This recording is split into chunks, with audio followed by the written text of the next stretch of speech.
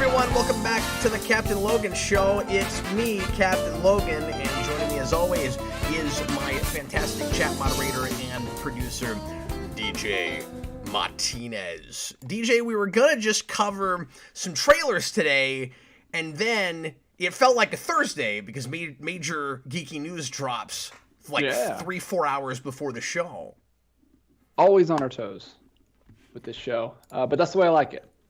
It's never a dull moment, except for when it's a slow news day. Yeah, those happen quite often, actually. But this one's great. I'm looking forward to talking about it with you. Yeah, it's shocking to finally have maybe some good news coming from the offices of Mr. Zaslav. Because this is probably the 9th or 10th part of our coverage on the Discovery Warner's merger and the Zaslav wave. I feel like we have to still put this within all of that. And finally, news that a lot of people are going to be excited about. And it makes me wonder if people are going to start to change their tune a little bit on him and eventually backtrack if the movies start getting good. Obviously, this is well down the line, and start going, oh, well, yeah, you know, they were just out of money and all of that other insanity was necessary. We'll see what happens. I'm not ready to totally change my tune yet. I don't know if the guy really knows what he's doing, but this seems like maybe the right move.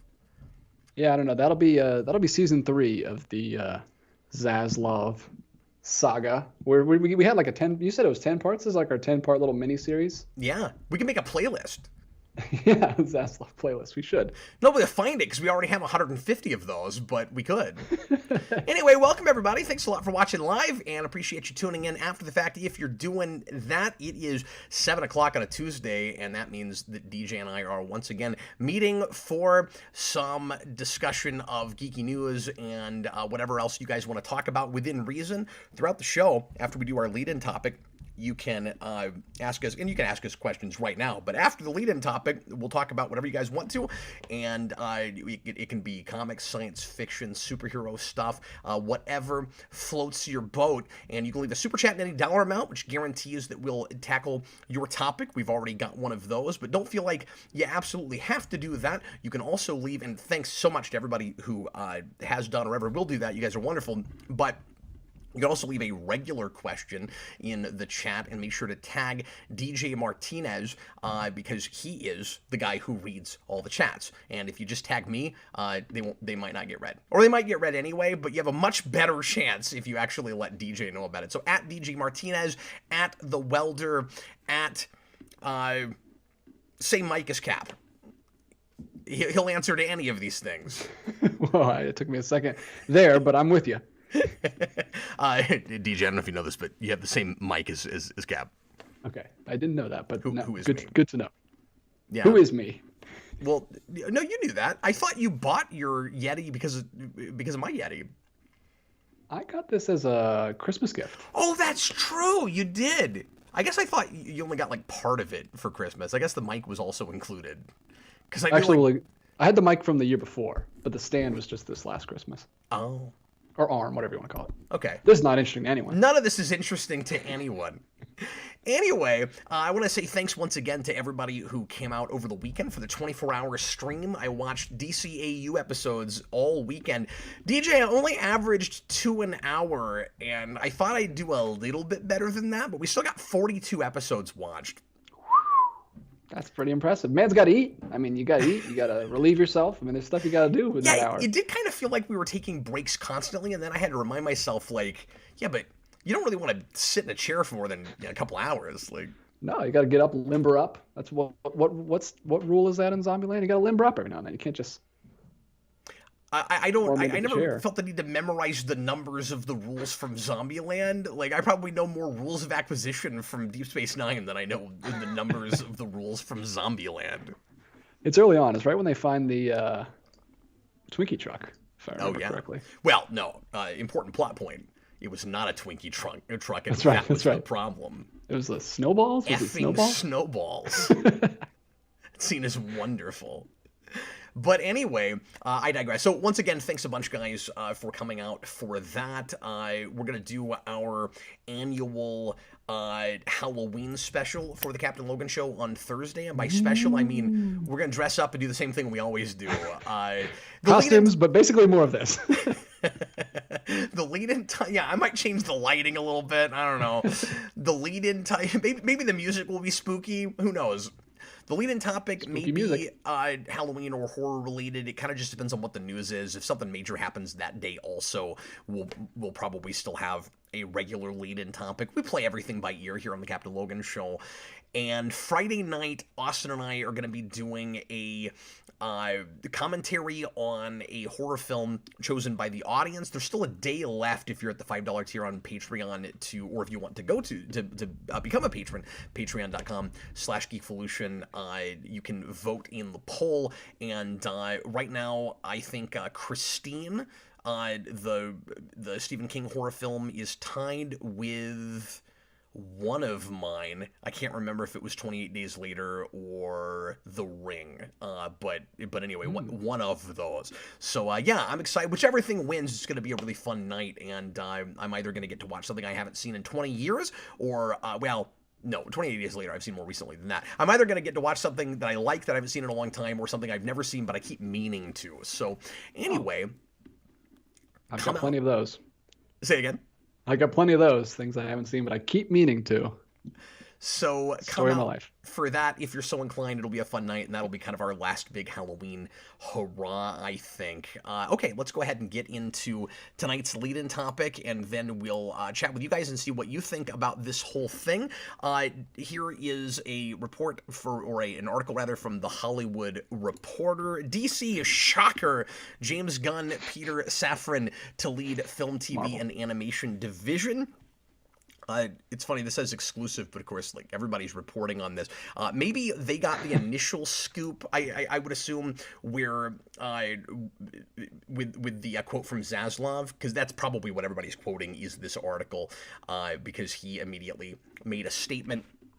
Yeah, does it even matter if you get an exclusive anymore? Because it's literally on every other site in like 10 minutes. So what is the point of being exclusive? And no one even reads the references. I think these days the only point of being an exclusive is so that you have the credibility that when you report on a thing, 9 times out of 10 people will know it's not rumor. Yeah. Just because goes on your resume. To be fair, when we go to Hollywood Reporter, we're always like, oh yay, we know for sure that this is happening. Which is not usually the case with credible the internet. News outlets like that. The hierarchy of power in the DC universe really is changing in a stunning turn of events. But it's not because of The Rock. Which, by the way, Black Adam, I've not seen yet. I'm going to see it on Saturday and review it with Connor. Sunday afternoon is the plan right now for anybody that wants to know my thoughts on that. TV, let's see. In a stunning turn of events, filmmaker James Gunn and producer Peter Safran have been tapped to lead DC's film, TV, and animation efforts as co-chairs and co-CEOs of DC Studios, a newly formed division at Warner Brothers that will replace DC Films and do the same thing, except hopefully this time be more successful.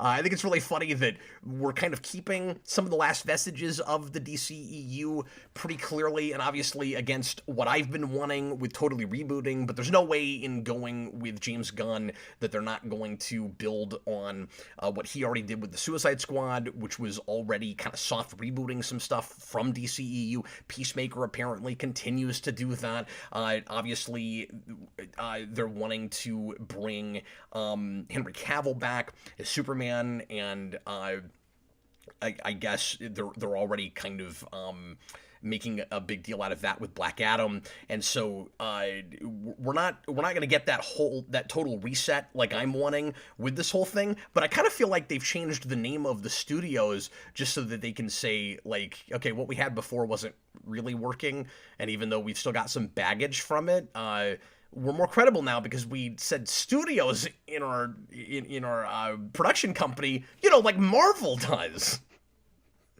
That's the secret. That's what we needed all these years. We just need studios in there. We needed studios. What we had before. The microphone just smacked me in the face. we had films, but we didn't have studios. No, we need both. The unprecedented move in which a top director will assume a top executive post marks the end of a months-long search by Warner Brothers Discovery CEO David Zaslav to replace DC Films boss Walter Hamada, who departed the studio last week. I thought he'd left even before that. Didn't we talk about this? I thought weeks ago he walked out partly over Batgirl, but maybe I'm thinking of somebody else. I know there was a lot of talk that he wasn't sticking around. Yeah, I don't know. I don't have my Warner execs straight. There's so many of them these days. They're dropping like flies.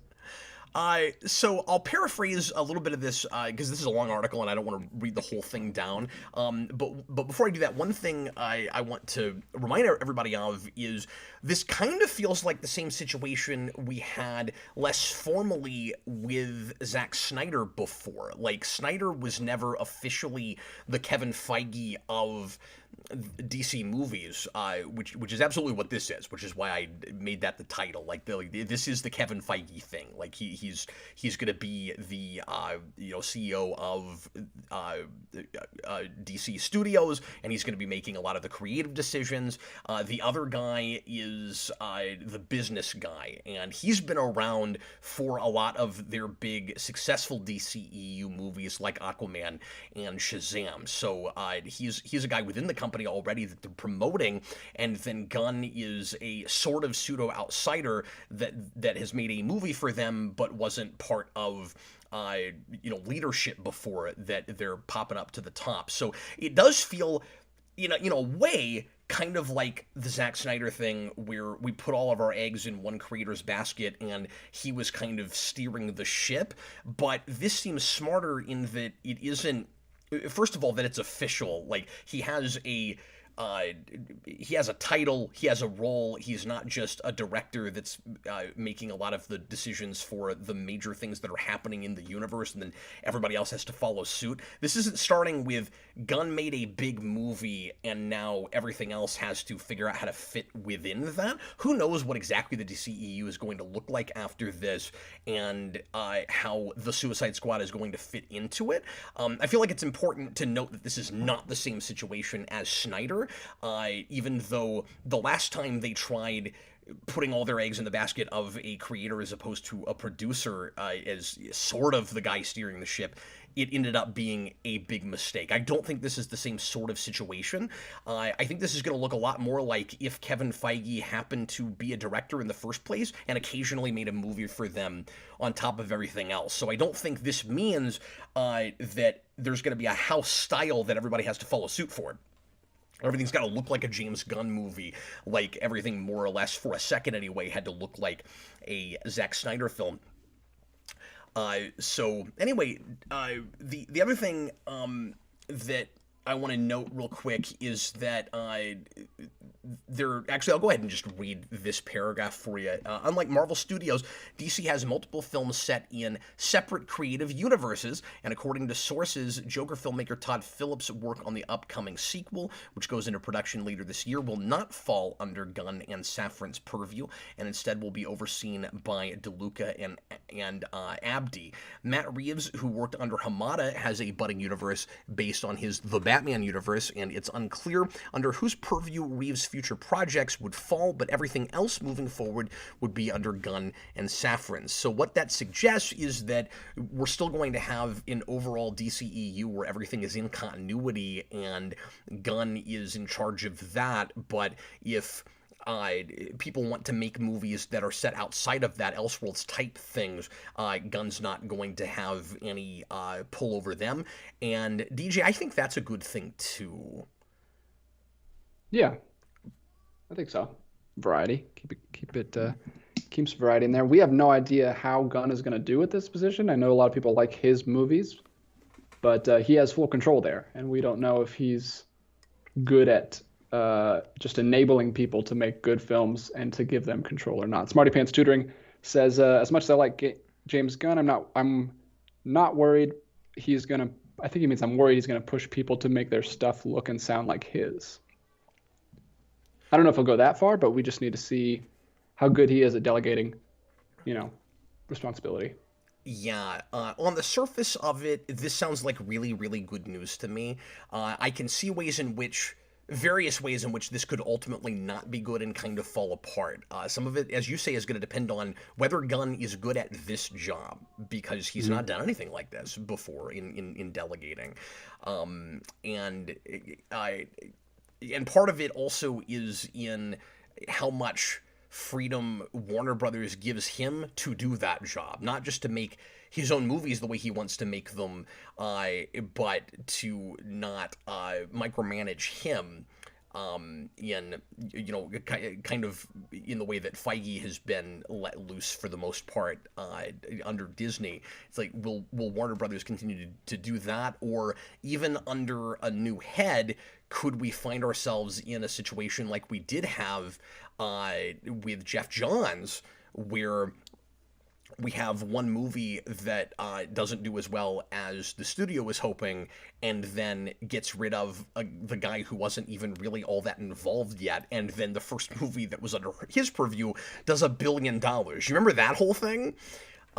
Hopefully they learn from that and they continue to take things as they come, and not go back to the drawing board every time they have one movie that doesn't do quite as well as they were hoping that it would. I talked to Austin about this earlier today, and he said, well, remember the good news here, and of course Austin's a huge Gunn fan, so this is big news and a big deal to him, and a huge week for James Gunn, and a huge day for James Gunn, because we also got the trailer today for his Guardians Christmas special. So like all of the big news today in the superhero movie world is about James Gunn. But Austin said, well, remember, the Suicide Squad bombed, so this isn't the kind of situation where you go to a guy that's already made you a ridiculous amount of money. It seems like the choice here was a lot more in somebody that Warner's feels like they can work with, because they've had a good relationship with him so far. That they also did that with Whedon with Justice League, and that did not work out so well, but that was a much, much different situation, and was weirdly volatile in the first place, of course, because that's, so different. You've got a director taking over for another director that's left now, so it's, things were not in a good place there, and apparently that whole studio is on fire right now, but hopefully Gunn can weather that storm and treat this as its own separate studio. But anyway, what I said to Austin was that, like, that's true with the Suicide Squad, but also that was a COVID movie. So the numbers don't really tell you anything with that, and there I think is, slim or not, a little bit of a concern that if he puts out a dud, not a movie he's making, but under his purview, he hires someone to make a film, and whatever it is, be it Man of Steel 2 or a Justice League thing, or whatever it is they make, he puts out a movie and it bombs, or it doesn't do as well as they're hoping, they could get cold feet and turn against him real fast. And obviously, hopefully that doesn't happen, but we've seen this studio do that before. Yeah. But under different leadership. So. Yeah, it'll be interesting to watch. Hopefully. Hopefully the movies will be interesting to watch. Yeah. The other thing that is... again, this is kind of a slim thing, but I wanted to throw this out there. Another thing that is maybe a minor concern is the question of how popular and how much will people still be wanting to go to the theater to see superhero movies at the point that his movies start coming out. Is it possible that, because we won't see any movies coming out of this decision for probably 4 or 5 years. 3, I would think, at the earliest, but probably not. And it's kind of funny, too, because Zaslav made a big deal out of 10-year plan, and I don't think we're even going to start seeing any of these new movies until a few years into that, if he's still talking about it like that. And this contract is only a 4-year contract, so it is possible that they could get their first couple movies out and decide not to continue on with Gunn because he'll be out of contract at that point. That's another thing that's important to mention. But is it possible that the oversaturation and mediocre response from a lot of Marvel fans with a lot of what Disney is doing right now could 4 or 5 years down the line hurt other studios in the same space. It's hard to say. I mean, I think that what will help Marvel and superhero movies overall is the franchises that people are still really engrossed and invested in, despite the myriad Disney Plus things that have, again, gotten a lukewarm response and that people aren't necessarily watching. So, like, I think it's pretty safe to say that Wakanda Forever next month is going to make a lot of money. I think that will do fine. I think it's pretty safe to say that Guardians 3 will make a lot of money. So I wanted to throw that out there as a weird possible like off the beaten path possibility if people start to see MCU the way they started to see like the Arrowverse where it loses them on the whole. But I think it still has those few franchises that will keep people invested in at least those. Yeah. It's a lot. Like you said, I mean, you just mentioned Gunn he's working on Guardians 3 right now. Like, is that wrap shooting? That's wrapped? They're just editing that right now? I think it's wrapped. Yeah. Okay. So that's going to come out as he's starting work as the head of DC. That's so strange. Yeah. That's what worries me. I like variety. I want different artists' input. I don't want one guy doing not just one superhero movie studio, but both. I mean, he even influenced the crap out of Phase 3 with his Guardians movie already. Yeah. Luckily, we're getting away from that now. And that's do their own thing. But his plan was always to make 3 Guardians movies and quit. And, like, maybe he could have made more things for Marvel after that. I don't believe he will, because I think he'll be too busy. Oh, yeah, absolutely. It won't necessarily be the last time you ever see him there. Like, maybe at some point, for the fun of it, he'll go back for some project, because he obviously still has a good relationship with them. I mean, Disney tried to fire him, but he has a good relationship with Feige. Yeah, he can make a movie with that Michael Rosenbaum spike-faced guy. They just spin that off. Make that a Disney Plus show. I don't even know if he has a line in that movie. Does he have, like, one line? He has one line. Yeah. That's so weird. Yeah, and it's like it's like some kind of exclamation at the end where he's just it's not boss or dude, but it's something like that. But then or like a rad or something. It's not rad. I don't remember what it is, but it's something like that. DJ, and I should have said this earlier. There's a part of me that just for the sake of poetic justice really loves that this is happening. Like, it's so funny, right? Like, this is, and I don't want to get hung up on this for too long, but I do want to make this statement because I think it's really funny. This is one of the most, like, cancel culture things that has ever happened, right? This doesn't happen, like, James Gunn taking over DC movies. This doesn't happen unless he gets fired by Disney for tweets he made 10 years ago. I think that's so funny. Like, he gets fired and then he goes over to DC and he makes a movie for them, and like, it doesn't do huge guns but it can't avoid it. But they have enough of a rapport with him that they decide that with his track record, it makes sense to make him the head of the studio now. And if you're Disney, you've got to be kicking the crap out of yourself, right? And I just had this thought. It kind of happened to them twice in a way, because, and this is not as much their fault because apparently the script wasn't very good, but they had Joss Whedon working on a Wonder Woman script circa like 08-09, and they didn't like his script and they passed on it, and he goes over to Marvel and Avengers is one of the biggest movies of all time. And I said back then, like, there's got to be a part of them that's like, we let Whedon go, and then they went and made all that money for Marvel, and now the same kind of thing has happened in reverse. Isn't that weird? Yeah, it could happen. I mean, we don't know if he's going to make them any money, but yeah, that would be that's it's like poetry. It rhymes. Yeah, I'm still on the fence. I don't like Gunn stuff very much. I like the first Guardians fine. It's pretty good for the first I think the third act is pretty weak and the villain's obviously weak. But so I'm not super excited about this, but hopefully he's good at delegating and letting other artists make their own stuff.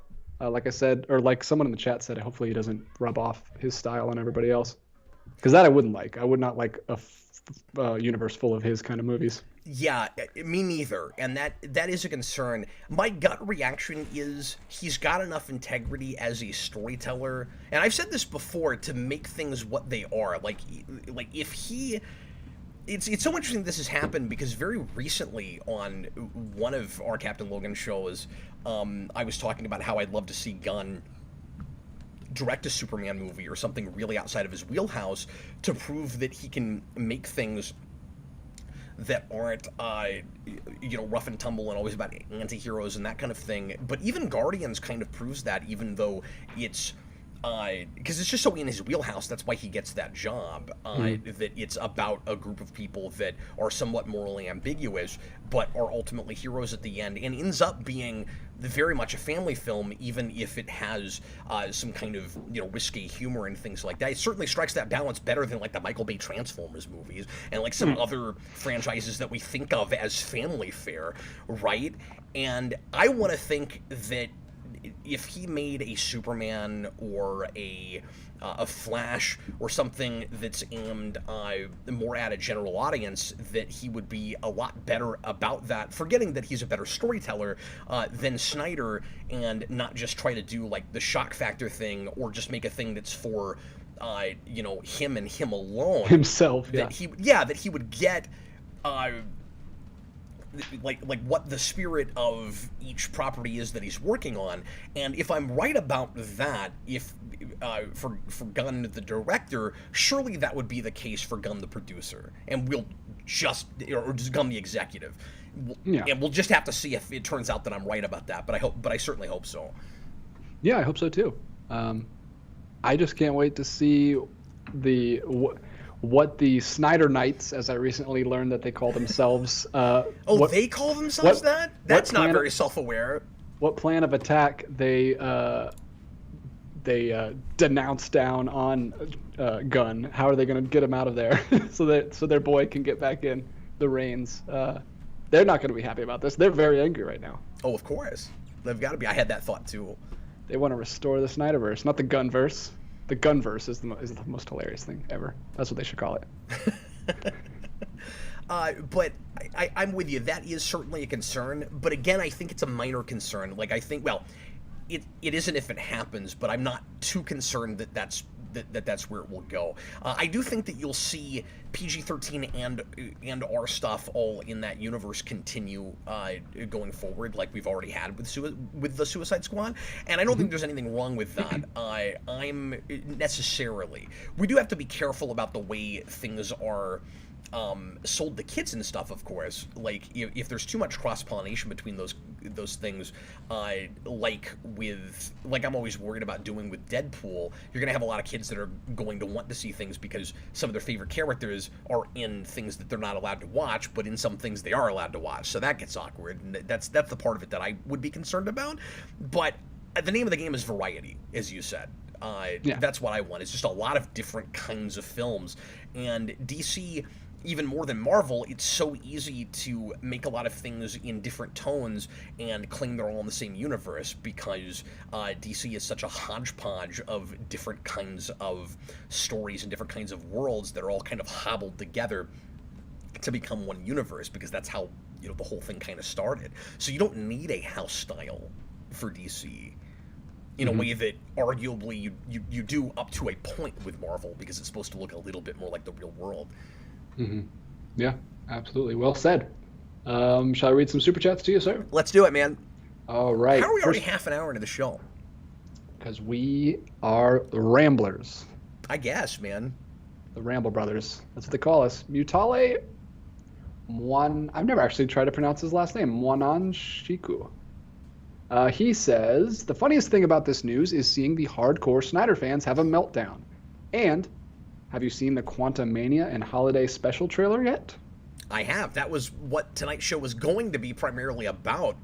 before this ended up coming up, and I'll speak real briefly about both of those since you mentioned them. Before I do that, I want to read a comment I just saw from... Let's see. Professor Zoom says, actually, no, the Snyderverse are pretty excited for Gunn. He's a much better contender than Hamada. But I'm seeing other people in the comments claim that there's Snyder people that are really angry about this. So I don't know. I've not looked into that. Yeah, they might be okay with Gunn, but they're not. But they still want, Snyderverse reinstated and everything to go back the way it was. That Connor guy says Gunn said he'd never make an R-rated Guardians film because it wouldn't be appropriate, which gives me hope that he'll be respectful to each director. I think there's every reason to assume that, based on his track record. And let me just say, he's also a really thoughtful storyteller.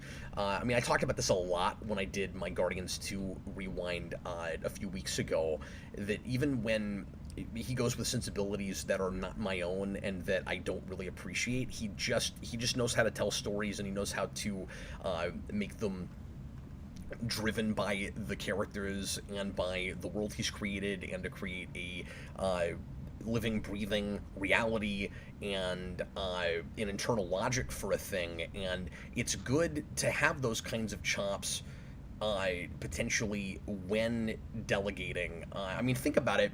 And I'm not saying that we haven't had really good producers that have never told a story, because that is true, but some of the best editors that you ever had at DC and Marvel were also really good writers, and knew how to tell stories. And at the end of the day, that is the name of the game. That is the job description. And so I hope that that ability will serve that whole universe well. It should, if they leave him alone for the most part. Yeah, he's very much like Guillermo del Toro in that way, where I am not a huge fan of like the macabre, but Del Toro makes me a fan of it because he just makes incredible stories that you could completely take that out of, and it's still just an amazing story. Like, I just watched The Devil's Backbone this weekend. Holy crap, that's a good movie. Everybody go watch that movie if you haven't seen it yet. But yeah, James Gunn is very similar to him in that way. Yeah, and I mean, I don't even know if he's proven the kinds of chops that Del Toro has, but no, I don't think so. I was just saying, based on the point that you were just making, he is similar because he just puts story first, which is what you should do. Absolutely. So, DJ, did you have a chance to see either of those trailers? I did not. I saw a couple screenshots that they were throwing around in the Discord, but that is all I saw of like the new Wasp costume and stuff like that. But no, I haven't seen them yet. How are they? So Quantum Mania looks a little bit more epic in scope than I thought it might. I'm not real jazzed about how much of just another one of those it does kind of look, at least in how the ball gets rolling, because it really does kind of watch like we're just sort of messing around and something, now we're in the quantum realm. And given that we're building to Kang and he's going to be in that movie, you'd think that you'd have a more interesting and exciting incident or something more. And I don't mean to make a big deal out of continuity, but Kang's a huge piece of what they're doing right now with multiverse and time travel and everything. So you would think that it seems like it could watch really contrived, where it's like at the same time as we're about to do huge things with Kang, maybe in other movies moving forward, we also have Ant-Man and the Wasp and their mentors winding up finding him, all at the same time. But maybe it will turn out that it's less contrived than it looks like. But isn't that just the story of the Ant-Man movies? Like, yeah, I he know, always that's just what's annoying stumbles about in. He just stumbles. Oh, well, I guess I'm doing this. Why can't he just be a superhero? Why is he always stumbling into stories? Because it's funny, DJ. Oh, no. Isn't it hilarious? It's like we don't like their comedy in the rest of their movies. Why would they make specifically comedies? Don't do that. You can't even integrate comedy into your other films. Don't try to make a full comedy. Well, and I'm glad you said that, because what a lot of people are latching onto with that trailer is they're trying to make it Ragnarok, or they're trying to make it look like Ragnarok. There's a like trailer rendition for Elton John's Yellow Brick Road that's used in it that feels a lot like the way they've sold the last couple of Thor movies and the Guardians movies to some degree too, but like those are actually doing something with their music, of course. So it's a tactic. I don't know how smart that is, given that a lot of people were very lukewarm to not liking it all, Love and Thunder, but okay. I'm But at with least you, it's though. a direction to market it. I mean, what else are they going to do? They don't have any other direction to go with him. He's the funny, goofy one. But he's not anymore. He used to be, and now Thor took that from him. So what does Ant-Man have? He has nothing left. Well, I'm with you. I would love to see an Ant-Man movie, and maybe this will surprise us and end up doing this, but I'm not expecting it, certainly. Wouldn't it be nice if you had, kind of like I'm always saying with Superman, where you can make a dark, kind of rough and tumble Superman movie where Superman is not the thing that's dark about it, and his sensibilities and his worldview are being challenged, and even personality. Wouldn't it be interesting to take Scott Lang as goofy and sometimes incompetent as he is, and put him in a situation that really sobers him up? You get an inkling of that in Civil War, and I'd love to see a whole movie that does that for him. And I think a little bit in Endgame too. I think he gets a little bit of that because it gets kind of serious for him. But yeah, that would be great. There's no reason that character, the way he is right now, couldn't have a little bit more pathos. And I would love to see that in this movie. I don't know that there's any reason to expect that, really, especially from what they get. And like I said, incompetent, like, I think he tends to be, they tend to write him too incompetent. Like, one of the things that I've always praised the first movie for is keeping him real B-list. Where you can have characters, and the problem is there aren't very many others. I guess maybe Disney Plus now we have them, but like Ant-Man is like the consummate B-list MCU hero, where the creators of those movies, the producers, the movie itself knows that he's not going to be as popular as a Tony Stark or a Steve Rogers or a Peter Parker, and then the movie doesn't make anything like as much money as those do, but it does well enough, and then they keep making sequels, and they keep kind of driving the point home that, like, he's sort of niche, he's not for everybody, he's kind of goofy, he doesn't have even the most interesting motif or theme, like, he's not going to appeal to everybody. I always liked how self-aware He's literally the worst, the most boring animal. Yeah. He's an ant. I always liked how self-aware they were about it. I think Marvel tends to be too self-aware now, of course, but that's the thing I always kind of liked. There's a difference between B-list and not as popular and not as big of a deal and just sucks at everything. Yeah, he doesn't have to be incompetent also. No, he could just be not flashy, not a thing you notice. He's tiny. He's an ant. People don't notice him. And then when he gets huge, oh, look, it's that big giant guy. But, he doesn't do that very often. Because it hurts. But yeah, I don't understand. This is what I don't understand. Explain this to me. They felt the need to shove another Marvel character into every Spider-Man movie, a character who can sell movies all by himself. But the character who can't sell movies all by himself, what should we do with him? I don't know. Do a team-up movie. Hello, put someone else in his movie. That's what he does in the comics. He's on the Avengers. What? Why haven't we done that?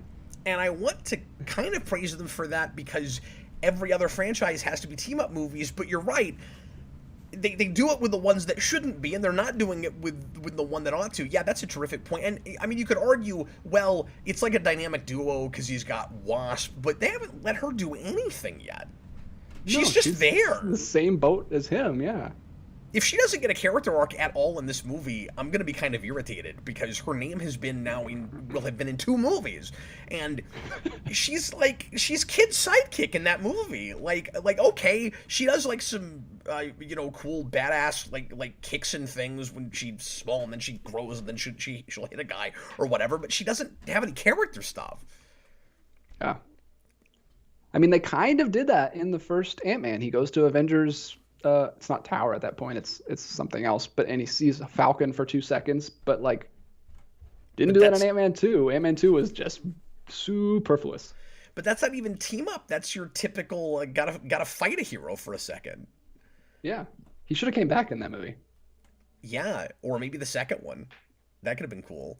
The other thing I want to mention about that trailer is it's it just feels like what the sequel should have been. Like, I've complained about this, and I'm off on an island about this to some degree. I haven't heard a lot of other people say this, but I've said since the first time I saw that movie that the third act is what the premise of that movie should have been. Like, the end of that movie should have been the first act plot point. We go find Janet Pym, and then what happens? And now we're finally going to go explore the quantum verse, which is really what that movie should have been. Like that second movie in retrospect is probably going to look like a placeholder film where we've got to just like sit around for a while and get to the big exciting thing that we want to happen in our third part. Yeah, I wonder how much of that was just hindered by it needed to come before Avengers Infinity War, so he had to be in the quantum realm at the very end so he could come back in Endgame and save everybody. Okay. So you can't contrive a story where everybody's in the quantum realm and then they leave, but he gets stuck back there. There's no reason you couldn't have explored it in that movie. Yeah, quantum realm movie would have been great, and Disney's making. But that's what this is. Like, why didn't we take everybody there and go explore it, searching for Janet Pym, and then we find her? And then let her be a character in that movie. Like really, you're going to get Michelle Pfeiffer, and finally Michelle Pfeiffer is going to get to act in a movie. And it's ridiculous that we waited this long. That would have been amazing. Have an entire movie in the quantum realm. Well, that's what this is. Oh, okay. But that's what this is. I wouldn't have had to see people just like walking around, ants playing drums, and all what I can't even. I'm trying to like make jokes about what happens in Ant-Man 2, and I can't remember anything. Yeah, well, you had Lawrence Fishburne, who's good in it, teased but us with sort Goliath. of as Goliath, yeah. Which never went anywhere. Sort of wasted. And then you had the most memorable villain, Ghost, or whatever her name was. And yeah, well, I mean, try to hold on to your recollection of her because they're going to continue using her because she's in Thunderbolts. Oh yeah, Thunderbolts, which seems like Bucky and a collection of villains no one remembers. Hey, we got him under contract. We got to stick him in a movie somewhere. Some of which we just introduced in Disney Plus shows that I don't know how many people actually paid any attention to. It's going to be interesting. Yeah, I don't know. I mean, I don't know. If people tell me good things about Ant-Man 3, then maybe I'll check it out. The quantum realm looks fun enough, I suppose. I am a little bit worried about the CG being somewhat phoned in. Some people are talking about how incredible and exciting it looks. I'm not seeing it yet. I looked at the trailer one time, to be fair, and not on a very large screen. Not my phone, but not a huge screen. So maybe on another watch, I'll see what people are talking about. But I'm not wowed by it yet. Also, talking about how it's being sold like Ragnarok, it's the same sort of thing where you get trapped in a realm, you don't know what to do with yourself. Like Thor gets winds up on a planet and gets kidnapped in Ragnarok, and then you've got what looks like another kind of Grandmaster situation. I don't even remember what character he's playing, but Bill Murray is in that movie, and it seems like it seems like they're probably doing the same kind of thing with him that they did with Goldblum. And apparently he's already gone on record to say he didn't care for that experience and never wants to be in another Marvel movie. So we'll see what he's like in that, because Bill Murray never phones in any cameos. Yeah, that just seems like he met Paul Rudd on the set of Ghostbusters and then was like, hey, Paul Rudd just called him up, was like, hey, you want to be in my new movie? And then they just probably shot a fun scene together. How much you want to bet that's exactly what happened? Maybe it's not a scene. Maybe he's in a couple. Maybe he's there for a bit of a stretch. I bet it's Paul Rudd who had to call his infamous answering machine. Have we talked about this? Do you know about the Bill Murray answering machine? Yeah. Like he doesn't have an agent do his stuff. He does it all himself, and he just... You have to leave a message. You have to call his answer machine and leave a message. And if he calls you back, he'll do the movie. And if you never hear from him, you're sunk. It's not going to happen. Ren Davis says Bill Murray is playing Bill Murray in the MCU. Is it literally Bill Murray? Is it another one of those? Because I haven't looked that up. The idea of Bill Murray himself in the MCU being trapped in the Quantumverse is not the least funny thing I've ever heard. But... But they already did it in Space Jam. They already did it in Zombieland. Has Bill Murray played anyone but Bill Murray in the last 2 decades? Well, here's what's Besides funny, Wes too. Anderson films, obviously he's great in those. Yeah, I mean, he shows up at the end of Ghostbusters Afterlife, but I feel like, and no, he has, but I feel like there's more Bill Murray cameos where he's playing Bill Murray. There must be, than I realize, because every time somebody says, "Hey, Bill Murray's just playing Bill Murray," I think they're being facetious. Where they're like, he's not giving a performance. No, he's literally playing Bill Murray, is what I'm saying. Ren Davis says he's joking. Oh, okay, but it might be funny if that happens. I don't know. I don't know if anybody knows who he's playing. I haven't looked at the cast list or anything, but people in the comments don't seem to know who his character is. Yeah, if they're asking us, it must be pretty well Yeah. pretty well unknown because we don't know anything. Yeah, we're the bottom of the barrel at the point where you're like, hey, do you guys know? Because I've been scouring the internet for 3 days and I can't find this information. Maybe we got lucky. I am so moving right along, I am probably irrationally excited now for the Guardians of the Galaxy holiday special. I think that looks wonderfully hilarious. I'm real excited about it. For the Kevin Bacon thing, if nothing else, it's great. The premise of that movie, DJ, is Star-Lord is sad because Gamora is gone. You remember the end of Endgame, Gamora has died, and then the Gamora that came back from the past just leaves. And I honestly thought the next time we saw the Guardians that she would just be with them, but I guess they've played that out, and she's not with them. So weird. It's like season 6 of a sitcom. Well, but what I like about that is it's Gunn not immediately taking the easy way out. Like, the reason you bring her back is so that either she and Star-Lord can still have a romance, or so that actress can just keep playing the character, which may be more of what it is, or so that so that we can just do some easy drama with them still having to be on a ship together. This is what I thought we would do, but like, she doesn't know him and he's trying to figure out how to make her fall in love with him again, and I didn't want to have to sit through all of that. Yeah, that's what I meant about the sitcom thing. It's like, okay, you finally got them together, we have to come up with something to get them apart, because the reason we like their relationship is because they are always bickering and fighting with each other. Yeah. Which is I didn't actually want to kind have of to see. sorry, it's kind of interesting after that you say it that way, after the Sam and Diane diatribe that he has in Guardians 2, which is exactly that, is like, we can't let these characters get together in Cheers. And then I love that bit where Gamora goes, I don't know what Cheers is! But anyway, so the premise of that, DJ, is the other Guardians go to Earth to cheer up Star-Lord because it's Christmas time. And Austin described this as, by the way, a like Hallmark Christmas special, like Gunn's doing that on purpose. And the way it's advertised is absolutely like one of those, which is exactly the way you should do this if you're going to do that kind of thing.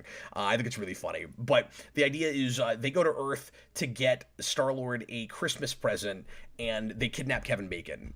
And I'm all about it. I think that's absolutely hilarious. Yeah, it looks really funny, and I'm excited about it. Interesting. Mutali has another one, but we kind of already answered it. He says, Black Adam, how we felt about WinCap? So that's going to be Sunday afternoon, probably around 1 or 2 in the afternoon. I'm going to try to go see it on Saturday, and if that changes, I'll let everybody know. But so I've not seen it yet, so nobody tell me anything, although people do not seem to be chomping at the bit to talk spoilers about that movie. So I'm hearing a lot of mixed reactions on it. Some people seem to like it okay. A lot of people think that it's just god-awful. And 35% of Rotten Tomatoes does not bode well. I gotta say, and maybe that's gone up, I haven't looked at it in a while, but I gotta say, DJ, it's hard to feel like the timing isn't a little bit convenient, that the week Black Adam comes out and is not, I think it's doing okay at the box office so far, but yeah, I think it's doing good financially. 39% on critics Rotten Tomatoes and 90% on audience. That's weird. 90? Okay. Yeah. guess it's just a. I mean, I guess it's just a fun action romp. I guess I don't know.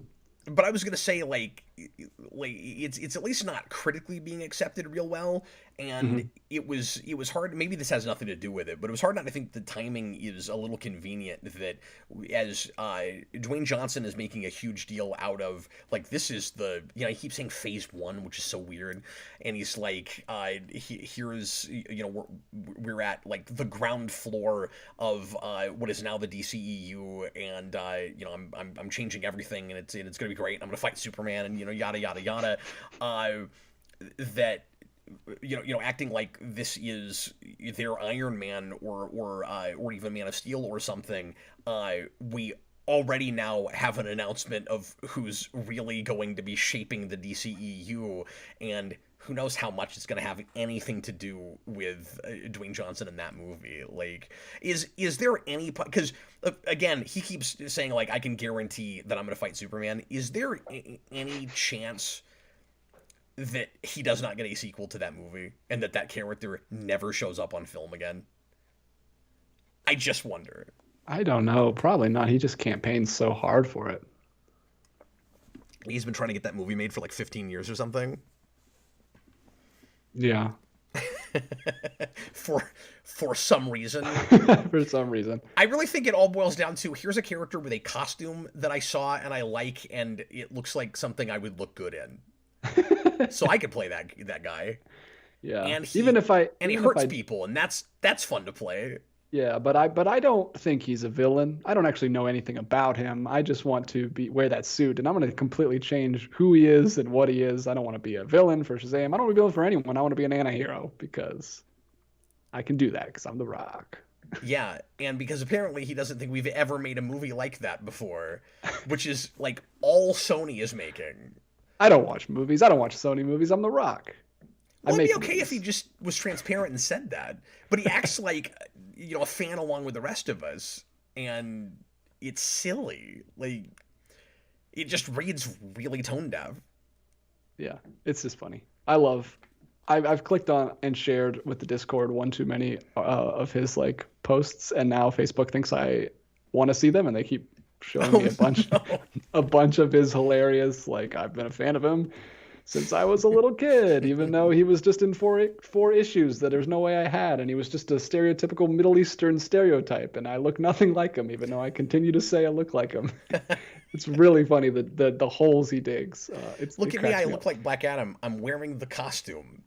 Yeah, I'm not gonna put on a wig or anything. Just gonna walk in and put on a costume. Well, and what's interesting about that, too, is that if they had made Black Adam look like he does in the comics, you would have actually had 2 months in a row where each of the big two, DC and Marvel, put out a movie with an anti-hero with pointed ears. Because we're finally getting Namor in WandaVision. WakandaVision, yes! WakandaVision is a great name. Now I'm just going to refer to that movie that way from now on. Wakanda Forever. WakandaVision! WakandaVision, that's a great name. All the Wakandans just look at the world differently. It's WakandaVision. You can't really understand it unless you were born there. You heard it here first, folks. White Vision is making his return in WakandaVision. In WakandaVision, yeah. And he's gonna fight Namor. And he's going to change the face of the Marvel Cinematic Universe. I would absolutely watch a third act of that movie that's just White Vision and Namor just like having a discussion. Like, I require elaboration about Atlantis. Like Vision at the end of Ultron? That would be great. Yeah. I hope we get to see Atlantis. All right. What are we doing? How do we even get on this topic? TY. Because we were talking about... Just Black Adam in general. Something with DC movies? Yeah, I honestly don't really know how we got there either. Now that you say that. Well, luckily, I think somebody was asking when I think it was just because we always do this. Somebody will ask a question about a thing on the channel, and then it'll turn into a 10-minute topic about something else. Somebody was just asking when I was reviewing that movie. That's all. Yeah, we could have answered that in 30 seconds. We could have, but we didn't. And you know what? I'm all right with it. Well, luckily we have these lovely super chatters here to keep us on track. Thanks, TY. guys. $5. I'm sorry, who was it? Say it again. TY. for $5. What does the DCEU do with Batman? Bring Affleck back? Recast? Fold Battinson into the DCEU? I'm not interested in a DCEU without an active Batman. No, they have to have a Batman in that universe, certainly. And one of the big questions, if and when they do recast, is how they soft reboot what they have already with the baggage of the history of that Batman. Is it possible to change for Gunn and his team to change things enough, DJ, where he's not even older anymore? Where you do like a more standard age Batman, so you can cast somebody you can use for a while, or are we gonna have to recast as somebody that is as old as Affleck is? I think they can honestly get away with that at this point. Kind of just do whatever they want and just not mention the Snyder stuff. Can I make my prediction? I'll tell you what I think they're going to do.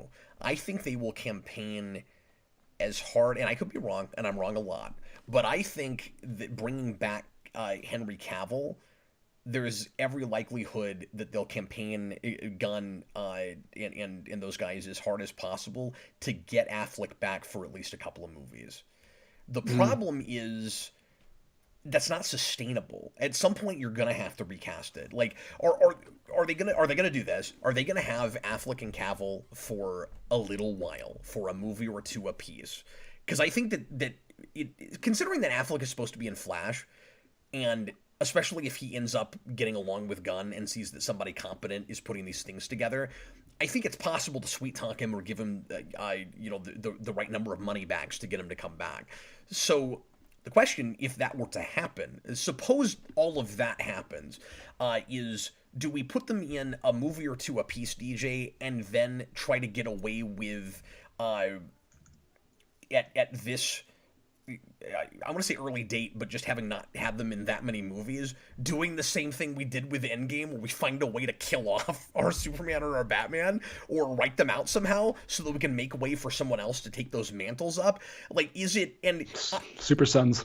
That sounds bogus and wild and crazy talk to me with DC. That, like, DC should be the universe where you don't age up, or you don't let characters get too old, and you keep recasting, and you do the James Bond thing, because they're the more mythic and iconic kinds of heroes. Marvel, I perfectly accept the way they've handled that. I worry about the sustainability of it, and whether, especially right now with the oversaturation of mediocre stories, some of them, if they can hold people's interests for for long enough after Endgame. But at least on principle, I kind of wanted to see those characters aged out or killed, and that is what we're doing with those. That's cool. That should be the difference between Marvel and DC. I like that a lot. But is it possible that they will take their cues too much from Marvel and do the same kind of thing with those characters?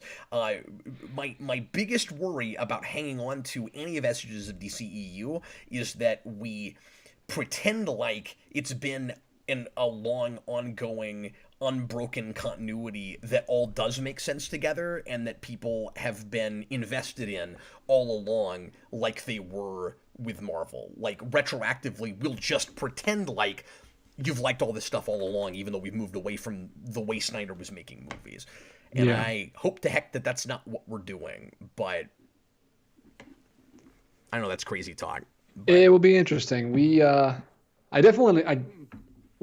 take everything we said about Henry Cavill last week and just copy and paste it here. Like, Affleck is 50 years old right now. He's not going to want to get back in shape. Luckily, he's Batman, so he doesn't have to get in shape, really. He can just put on a suit. But maybe a couple more movies. I don't know. That sounds miserable. We also have I'm going to blow your mind. I was just looking up things. Ben Affleck is 50. Paul Rudd is 53. Yeah, that's nuts. The man... He's older than Ben Affleck. People have said forever that man doesn't age, and he does not seem to. He's playing the worst superhero. He should be playing Superman or something, where he could just never age. That's true. Ant-Man could look 60. Who cares? Yeah, he should be playing Wolverine or someone that doesn't age. That's a good point. But he's playing Ant-Man. Yeah, he's like a Ghostbuster. He could be schlubby. It's not a big deal. Yeah. The other way I think that could be handled, so three possibilities. If Cavill wasn't definitely coming back, you just recast Batman and Superman and kind of start over with them and ignore everything you have to ignore from before that.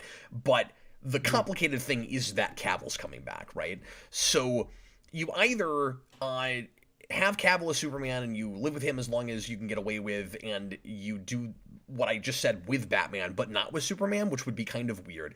Or you or you bring them both back and kill them off at some point, which sounds like insanity. Or the third possible option is you use multiverse as an excuse to bring in a more standard, traditional Batman and or Superman, and replace those characters in that universe, which is not unprecedented in comics, because we sort of did that with Rebirth, when we killed off the New 52 Superman and then brought in Dan Jurgens Superman and just replaced it. We kind of merged them eventually with a weird reality, shake-up thing. But I could also see that happening maybe. But there's no good way to do it, which is why we should have just started over entirely. Cavill kind of throws the whole thing into a tailspin. As much as unless they won't do this though, because we're still stuck with baggage of DCEU, and Snyder wants to work in that world because he's worked in that world, right? What they should do is let Cavill be a different Superman. That's like the Batman in his own universe, but they're not going to do that. I just want Ghost Rider, Spirit of Vengeance it, and he's just playing Superman again because he's a good choice, and we can do what we want. We don't have to be tied to continuity and stuff like that. But who knows? Probably not. Hopefully. Fingers crossed. I will also suggest that because the Batman was successful and it's getting kind of its own Batverse, and I really like, by the way, that is happening, and doesn't have to be tied to any other DC stuff necessarily, and I don't want that folded in, and I really don't think Gunn will do that. Maybe at some point they'll do some Elseworlds crossover thing, but I think overall they won't. They won't blend them together, or a Crisis sort of thing. I think overall they won't blend them together and put them in one universe.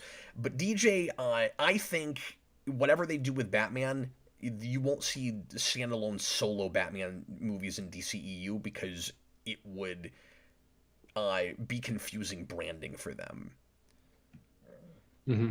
He'll be in the background. If they do Justice League movies, they'll put him on a Justice League, but they'll do the thing where Gotham's more of a character than Batman, right? Like, he'll be around, but I hope so. I guess that's the fourth possibility, is we don't recast him and we just talk about him. Which I don't want, but this is turning into a whole other video. Top 10 possibilities for the DCE universe. I'm sure I could come up with 6 more crazy random things they could do with Batman. Another one from Mutale. Thanks so much, Mutale, this evening. How would you feel if you guys found out you were fictional characters in a movie? Wow. There's a part of me that wouldn't actually be that shocked. Yeah, Matrix style. Because the world is weird, and it would explain so much. Oh, actually, it's not Matrix style. I guess it's more like Truman Show. Or Stranger Than Fiction. Oh, I haven't seen that yet. I guess I should. Yeah, that's a wonderful film. Strange that the actor in that is in that, because it's very similar to Truman Show, with another comedic actor not doing a strictly comedic thing. That's exactly right. Yeah, and they're both brilliant, and that's one of the only things I love him in. Yeah, I don't like Will Ferrell at all, so maybe I should check that out. Change my mind a little bit. I like him in that. I like him in Elf, and I like him in the remake of The Producers. He's really funny in that. Oh, interesting. Yeah, I mean, I don't know what would be very interesting about watching a movie about my life, but well, you wouldn't necessarily be the protagonist, though. You could just turn out to be like a bystander character that, it would be like The Matrix, right? Where like The Matrix is all about Neo, but there's all these people that live in it, Yeah. You're the main character, and I'm just this guy that you talk to twice a week on live streams. And they just cut all that out because that's not interesting to the story. Hey, don't give me too much credit. I don't know how interesting a story about my life would be either. Yeah, I don't know. I would probably be creeped out, but I don't know. It depends on, I mean, obviously it depends on what parts of your life are in the movie. That could be very mortifying. Mortifying. Remember when we learned what that word meant?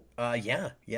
I felt really. Thanks for bringing that back up. I appreciate it. Yeah, just dozens of years using that wrong. Anyway, no, I tend to get too like, I don't know, philosophical about these kinds of questions. But I guess if I found out that there was a writer that was creating this reality and made me a character in it, protagonist or not, I would probably just be grateful that the guy thought me up so that I could have a consciousness. You know what I mean? Yeah. Be glad you got to exist, and then that would be really interesting because you'd be like, you know, you'd have that kind of conversation with yourself, right? Where you'd be like, am I real or not? Do I count? That kind of thing's always interesting.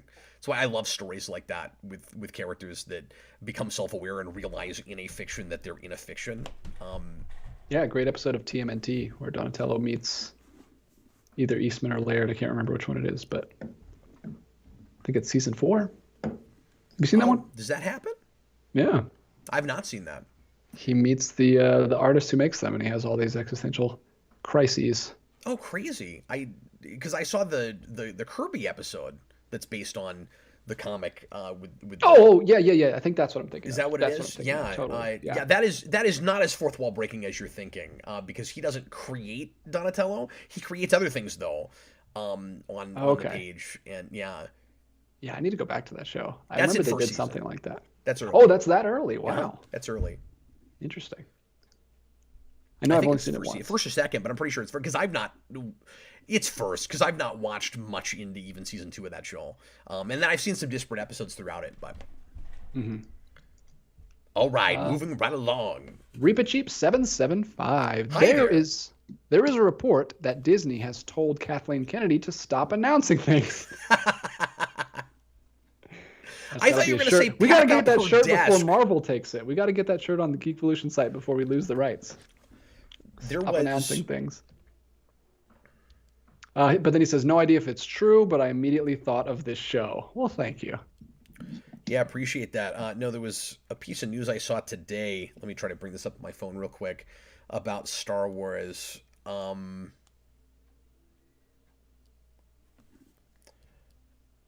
That Lindelof is apparently developing a Star Wars movie that might take place after Rise of Skywalker, and I'm like I like Lindelof as a writer more than some people, and I thought his Watchmen show was actually pretty good, but that seems like a really strange choice, right after the guy that after the guy that started that whole thing, and like he used to work with Lindelof. Why would you do that? Seems like a really strange choice. Like Lindelof just making some random Star Wars movie, sure, but like Lindelof doing the next thing after a J.J. Abrams movie seems like a strange choice. I don't know. That's weird. Yeah, this is a weird announcement too. Like, Jedi Knight says, "I don't believe it. Disney loves to announce things." But they're telling Kathleen Kennedy. What is she announcing that they're telling her to stop announcing? Well, that's what I was going to say is I saw that today. That might be it. The Lindelof. Oh, thing. That might be what she did. That's why I mentioned that. Yeah. Look, I was not digressing. Okay, what I just brought up was totally relevant to the conversation. But no, that's funny, Reaper Cheap. People asking him in the comments if he's from Narnia, and he is. Yes. DJ, would you, pardon me, I didn't mean to interrupt. We're about an hour and 10 minutes in. Looks like we've still got a few super chats. Would you mind if we take just a quick 2-minute break? Absolutely, let's do it. Do you want to actually take a break, or do you want to just chat with the audience while I run off for a minute? Whatever works, I can chat with them. Totally. You guys want to talk? Yeah, why don't you just keep things going, and I'll be right back if you don't mind. Sure. I will keep things moving. Oh. I'm in full screen. Look at that. I've got 4 super chats left from J Forever King, Goofster123, The Great and Powerful Dodd, and Mutale. So don't worry if I haven't read your super chat yet. I will get to those as soon as Cap gets back. Well, what's everybody else want to talk about? How's everybody's spooky October going? Everybody watching some cool Halloween-related movies and TV shows? Other people watch TV shows. I'm just a movie guy normally. Except for I did just watch The Rings of Power. Anybody else watch The Rings of Power? Just me. I quite enjoyed it.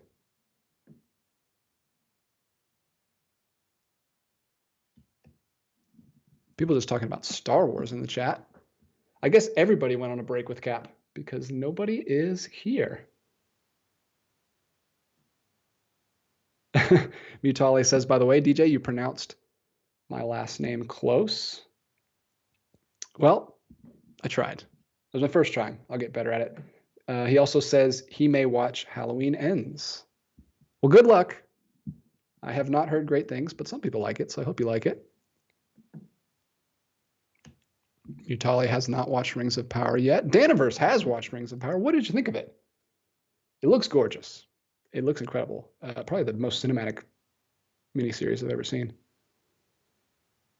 How's your day, DJ? I had a very busy day. I did not have time to work on the thumbnail until literally like 20 minutes before the show started, so that's why I dropped in so late. Great and Powerful Dodd wants to know what everyone thinks of House of the Dragon. I am just about to start that show with my wife.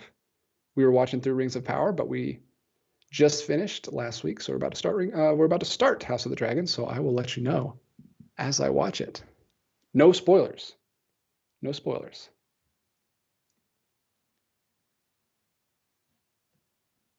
DJ, who is your favorite Universal monster? From Reaper Chief. Great question. My favorite Universal monster or my favorite movie in the Universal Monster series? Because I will say right up front, my favorite movie, actually it's probably the same, Invisible Man. Invisible Man is a wonderful, delightful, beautiful, hilarious movie, and I love it. I did just watch The Wolfman, though, this over the weekend, and I enjoyed that one too. But Creature from the Black Lagoon is probably second. I think it's Invisible Man and then Creature. My 2 favorite movies in that series. Really like those 2.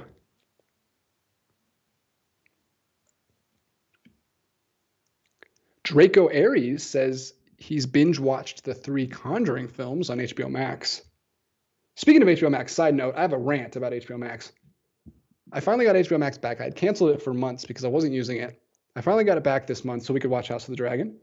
And went to go watch some Popeye cartoons with my son today, and they have removed Popeye. Popeye is gone.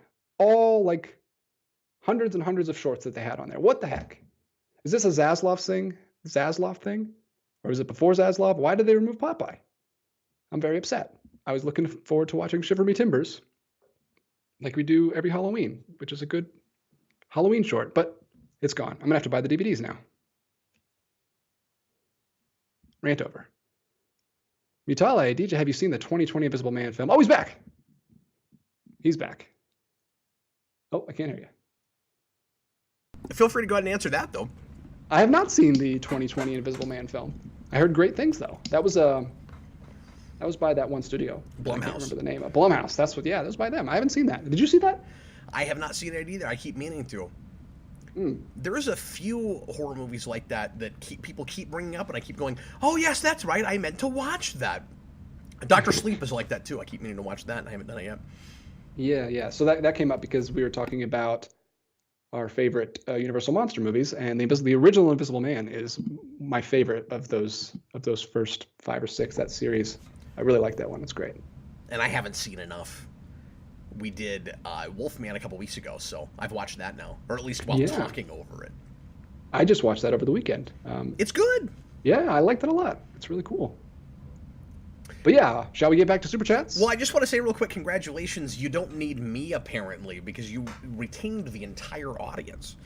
Not one person left while I was up. Oh, well, thank you. Good job.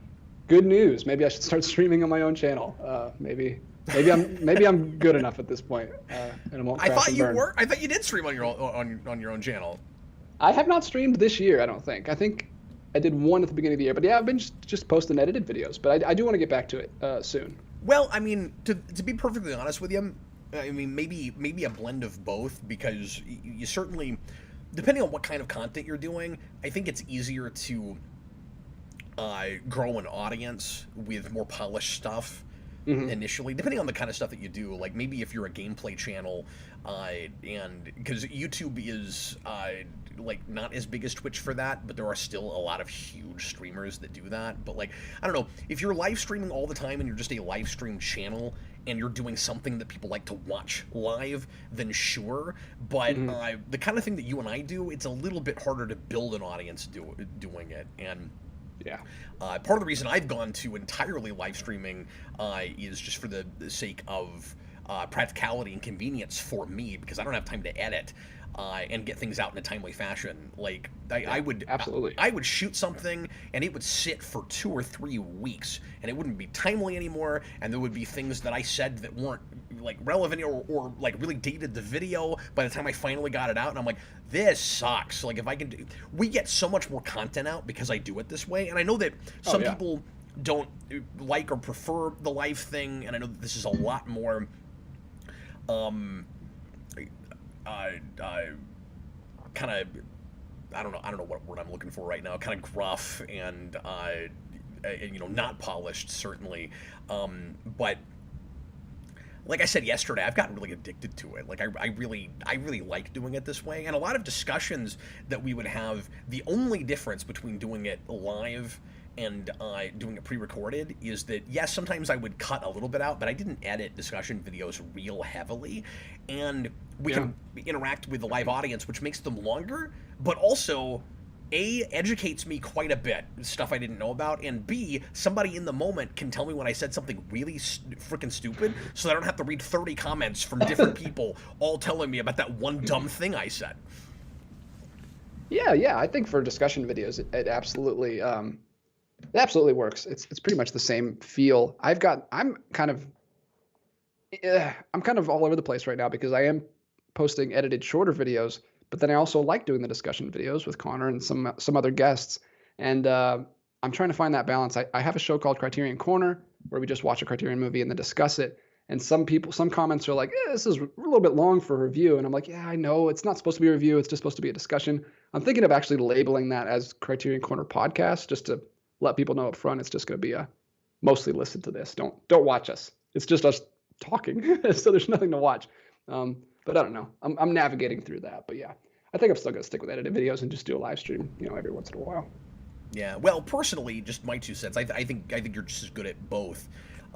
But you've got good editing chops, and I think you'll grow an audience better if that's more of what you're doing. But yeah, you're right. It can be difficult to give people a sense of, what exactly the personality of the channel is, the identity of the channel, if you're doing a mix of both. And I used to have that problem more when I would put out, some 10-15-minute reviews, but then we'd have hour-long discussions, and it's like, why are these so long? I don't get the you're too long comment as much now, because our shortest videos are an hour long these days. Yeah. Because it's all podcasty. Mm-hmm. Yeah, you found your identity. So, raw is the word I was looking for. Raw. Geekvolution Raw. That's the new name. We're changing it to that.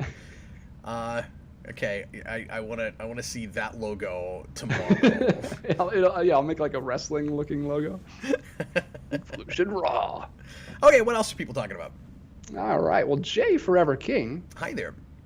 Gave you $5 to talk about this. It's funny that Snyder's first movie was written by James Gunn when they were both nobodies. And then they both became in charge of DC. Yeah, that's crazy. I forgot about that.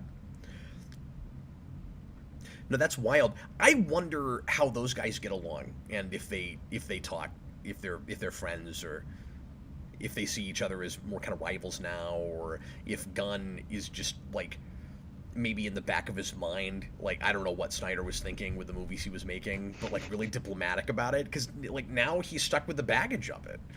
As the head of the studio, it's crazy. Yeah, I'm interested to see the press release that he gives, where he gives like a very diplomatic response to like, we really appreciate all of those who came before us have done, but we're going to pave over all of it. We're going to stop monkeying around and try to, I don't know, tell stories. That's That's Zaslav's new plan. Tell stories. Right, because he's about quality. Although, I have to say, this particular choice as the head of your studio, it's easier to get away with saying that. You know what I mean? Like, we kept making fun of him for going, we're going to be about quality moving forward.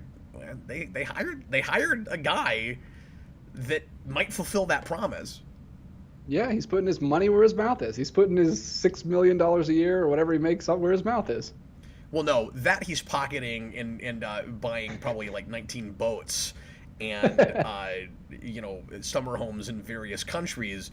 But the 6 cents that they have left over after all of the movies they've canceled and people they've laid off, that he's putting where his mouth is.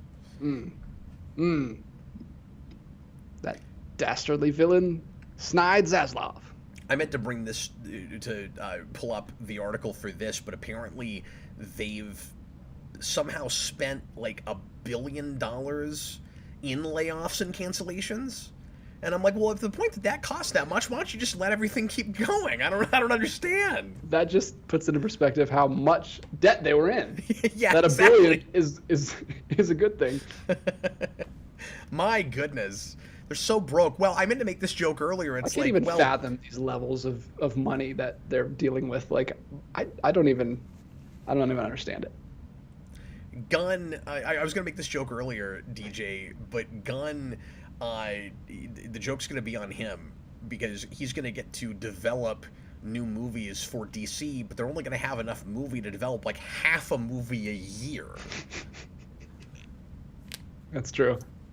They're going to put their movies out in 55-minute parts. Well, make half a movie a year. That was the plan with the Snyder Cut, and they bailed on it, so might as well do it now. Another point I just remembered, DJ, if you'll give me a second, that I wanted to bring up when we were talking about Gunn at the start, is I am fully expecting an announcement sometime in the coming months of an animated Batman show that Gunn is developing for HBO Max. Just wait when that happens.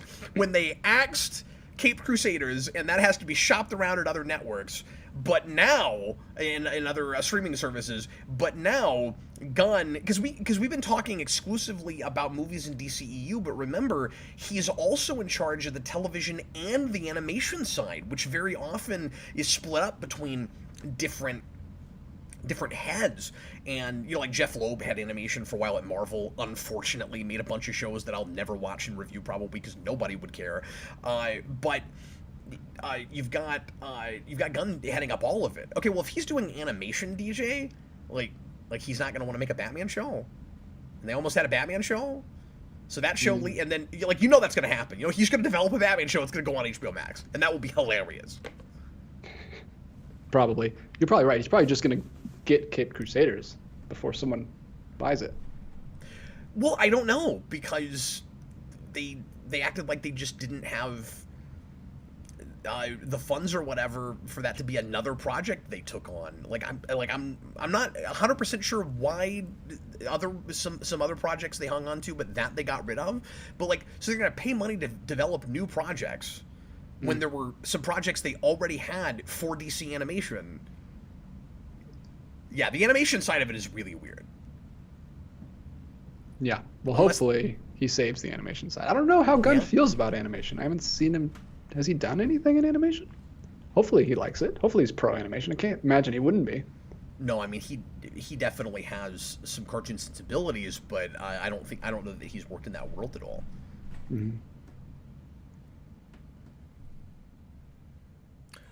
What else do you see there, DJ?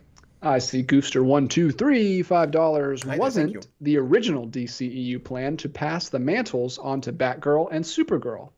Super Daughters isn't so far-fetched. If that's true, I had never heard that. The idea was to pass the mantles as opposed to and not have those characters around anymore, unless that was like a desperate, because you said originally. If that was ever the idea, I bet it was, it's hard to imagine that it wasn't a later last-ditch effort to just save this continuity when you didn't have a successful Batman and Superman, so you went, well, maybe we can make female versions popular. Yeah, that might have been the speculation when they brought in Supergirl to Flash and Batgirl was getting her own movie. That might have been what people were thinking they were trying to do. But we don't have Batgirl anymore. And we don't know if we'll get Supergirl because that movie's still in limbo. That's another question I had, though, DJ. Is there any chance that in trying to patch up, try to help Zaslav patch up relationships at Warner's? Because remember, you had all those memos that people made about how on fire that place was and stay away, and then Gunn comes in, it's like, nah, I'm gonna work with Warner Brothers and run the whole friggin' DC side of things. Is it possible that he convinces them to put that out in some limited capacity? I could see it. I could see Gunn coming in and saying, and having a meeting with Zaslav and being like, okay, we're going to make a lot of people happy if you just release the thing. But then, since with the tax write-off thing, maybe they can't. Maybe they legally at this point can't do that. Yeah. But they could. It could get accidentally leaked or something. But they'd probably get into trouble even if it got leaked. I don't know what the rules are with that stuff. I don't either. The Great and Powerful Dodd, $4.99. I want the crew behind Top Gun Maverick for Cavill's Superman movie. I don't disagree with that, although that's a 100% practically made movie, so they would, the behind the scenes creators on set, the producers of that movie, they could make a really cool looking Superman movie, but obviously there would be a lot of special effects in that movie, a lot of computer effects. That movie is not a computer effects movie. Yeah, but it would be cool to have that base and then add to it. It really would. I'm not disagreeing with you. That director would be really interesting for a Superman movie. Mm-hmm. That would be interesting. I just want a Superman movie. It's been 10 years? No, 9 years. That was 2013. Whew. Yeah, 13. God, 9 years. Jeez. I mean, he has sort of been in the same movie twice with different versions. I don't count those as Superman movies. I guess you had that. Well, I mean, me neither, but how about Tom Cruise directs that movie? Tom Cruise himself makes a Superman movie. That would be interesting. I don't know what that would look like. It could work. That's crazy. But great choice, Todd. Dodd. Excuse me. Sorry, I called you Todd. You're the Great and Powerful Dodd. I can't call you Todd. It's not the same. The Great and Powerful McFarlane. Wow, that is amazing that you just said that, because our next super chat is from Utale, and he wants to know, would you write Spawn for McFarlane if he asked? At this point, only if I was allowed to reboot it. That's off the table, man. This is McFarlane. Then no. I would not come in. I wouldn't do the diplomatic thing like Gunn and be like, yeah, I'm stuck with all this baggage. I'm going to live with it. I mean, to be fair, he's not going to, I don't think, try real hard to adhere to very much continuity with that. I mean, he soft rebooted Suicide Squad essentially. Although I don't know that there's that much in the Suicide Squad that actually contradicts the first movie. I've only seen it once. I don't remember it super well, but I digress. I wouldn't want to have to live with all of the contradictory continuity and retconning, and just terrible characterizations and stuff with that. I would want to be able to start over and have the creative license to reimagine the whole thing. But yes, I would if I was allowed to do that. Cool. And that kind of thing, it's horror comics, it's macabre stuff, it's sort of superhero, but it's much more on the horror and the fantasy side with the celestial stuff. Not really my wheelhouse as a writer, but I weirdly, DJ, because I made Spawn Year, feel like it is. Mm-hmm. Just because I had to base so much of the storytelling I was doing in my show in that stuff, I feel like I've done it. Even though that's not the kind of stuff I would write to just sit down and write something. Yeah, you're like a workman showrunner who's done 8 seasons of a sitcom that he didn't really care for, but he had to do the work, and it's part of him now. It's 8 years of his life. Except it's even worse than that because it was self-imposed in the first place. It's true.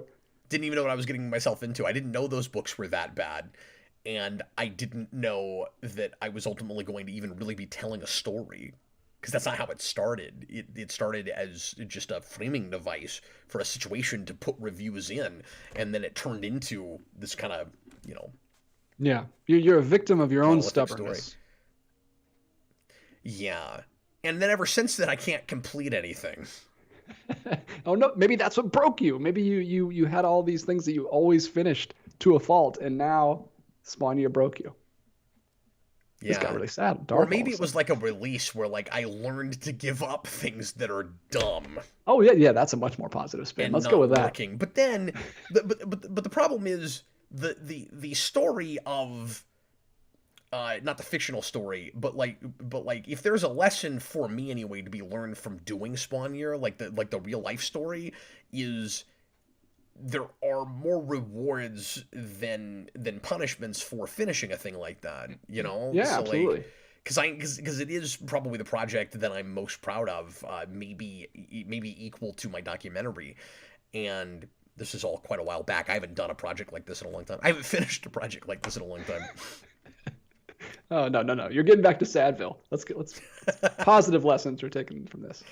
Anyway, how many more super chats do you see there, DJ? We have finished the super chats, and we got like no pre-writtens this at the beginning of the show. So I'm gonna need people to pump the chat with questions right now for the captain. Yeah, if you're so inclined. We're already an hour and 30 minutes. I don't mind going and ending off here in about 5 minutes if we've exhausted everything people care to talk about.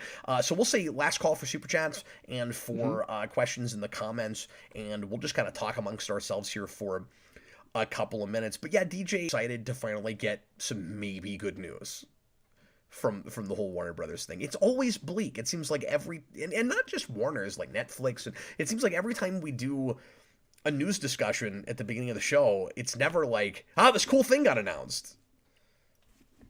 Yeah. What is that? Is the world on fire, or are we old curmudgeons? Who knows? No, the world is definitely on fire. You guys be the judge. Maybe we're just past our prime.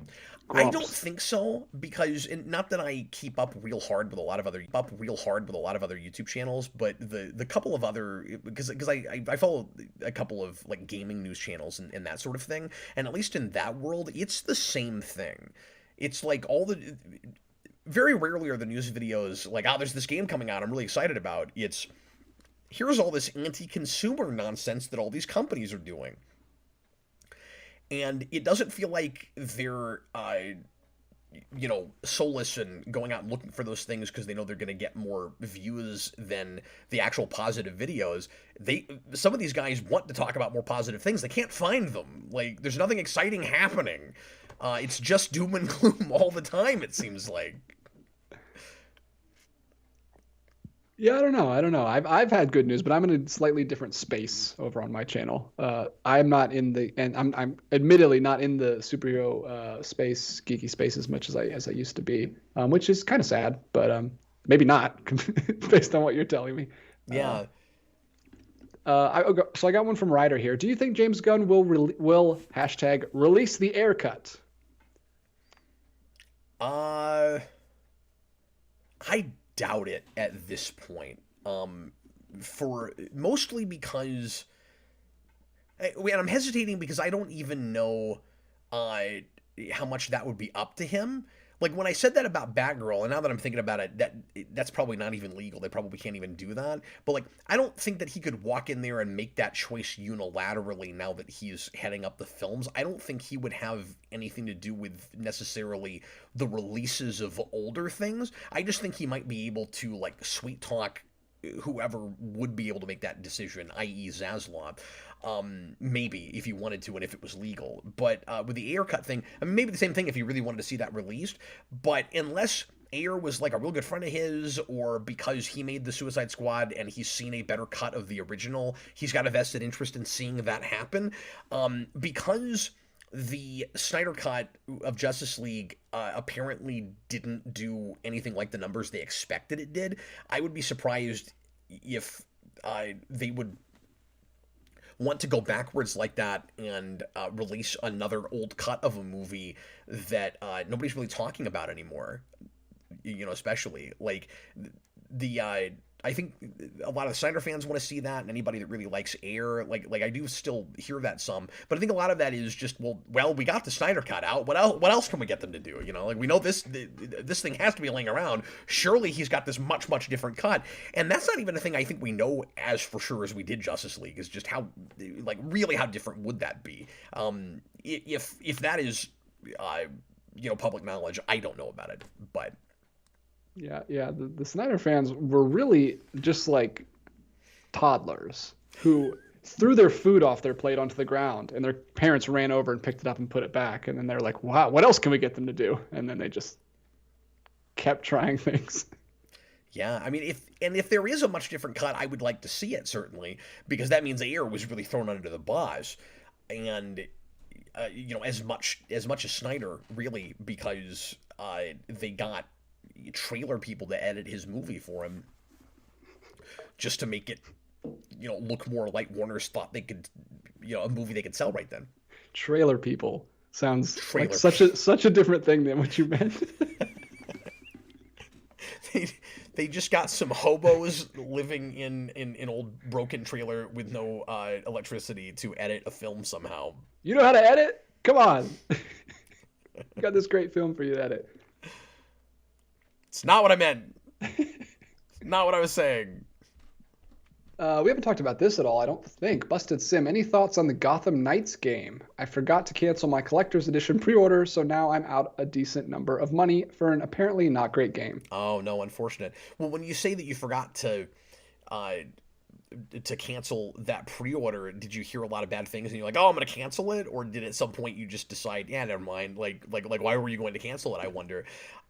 Yeah, I don't have any intention of playing that at this point after the reviews I've seen. It sounds like less than mediocre and not really what I would want to play from a Batman game really in the first place. Like apparently the only thing that people are saying is very much fun about that game at all is just exploring Gotham, and like maybe it's a lot bigger, but like I can already do enough of that in the other games. So if the story's not very good and the combat is as watered down and simplistic as they're saying it is, not that I was ever the best at the combat, but like it doesn't look like anything like as much fun as the Arkham games, and I have those, and like I don't need to spend $70 on a game just for the sake of completion, especially because that doesn't sound very good. Especially in a universe where we've never seen Batman. I always hate it when we do that.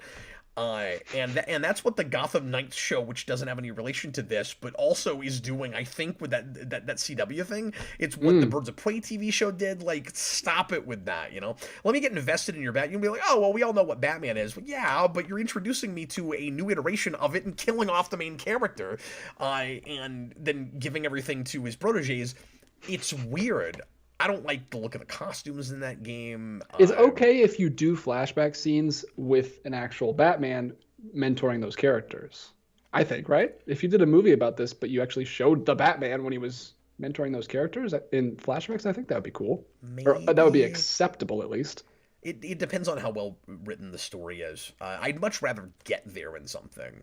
Yeah, but that's tough. That's like 10 years of movies. Yeah, but my point is, they could have put it in the Arkham universe and done that. Oh, yeah. They've already done that legwork, DJ. There's no reason to give you a brand new world. Like, it's silly. And I've heard that it makes it really clear at the beginning that it's not Arkhamverse and, works well enough, but it's still very counterintuitive to me. And what little I've seen with dialogue exchanges and stuff, the writing sounds really bad, and I don't have any interest in playing it. And I don't have, and I hate saying that, but I don't even have a next-gen console right now, and that does not sound like a system seller. You got a 5 out of 10 on IGN, and I'm not going to buy a whole system to play a game that got a 5. In a way, this is good news that the Arkham games have leveled up the superhero games playing field so much that when you see a 5 out of 10, you don't want to buy it, because 5 out of 10 would have been great when I was growing up with superhero games.